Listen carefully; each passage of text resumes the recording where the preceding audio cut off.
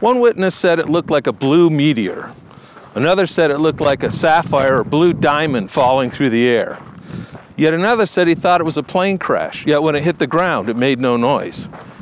Then the black helicopters came.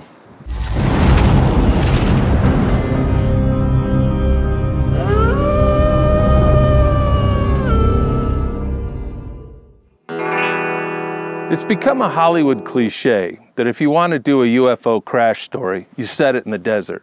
And with good reason. We still keep getting reports of UFOs coming down in the desert. Take today's story, for instance. It happened in 2008, and you can still go online and find the actual news broadcast that carried the story. But what happened? Well, I guess it's like Rashomon. It depends on where you are in the story and what witness you want to believe. But there's no discounting that something did happen one sleepy little night in a small desert town near the border of California. In May of 2008, the main radio station in the small desert town of Needles, California, received a call that a man living on the river at the edge of town had seen a strange flying object pass overhead before stalling and plunging to the earth out in the desert to the west. It was described as looking like a bluish shooting star or a glowing meteorite. At first, it was thought to have been a plane crash, but no explosion or smoke plume was seen in the area.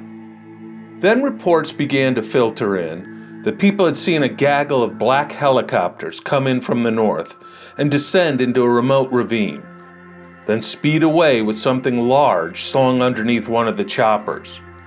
Witnesses claim they were headed in the direction of Area 51, which lay far to the north. Over the next few days, the town and local area was buzzing with stories right out of any good science fiction movie. A mysterious object had been seen flying erratically before crashing to the ground.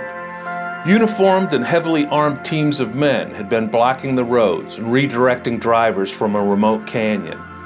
And most ominously, people who claimed to have witnessed these activities reported that blacked-out vehicles and the men inside had been keeping them under surveillance for days after the supposed crash, as if making sure they did not return to the area or tell others.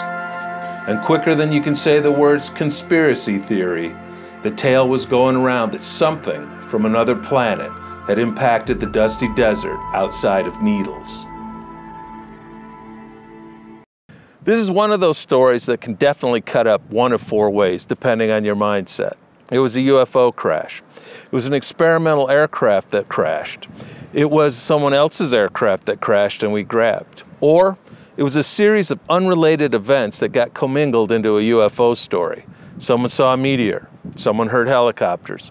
Someone saw black trucks up on the road. By the time you were done, you had Roswell happening all over again. What is interesting is that if you go online and look at the original newscast from the night of the crash, it's definitely obvious that they were worried that something strange had happened. Of course, the idea that aliens might have yet once again smashed into the desert is the most intriguing. But we must acknowledge that our government is always testing new secret equipment out in the more remote areas of the desert. Area 51, the Skunk Works, and various restricted installations all dot the Mojave Desert. And there have been accidents.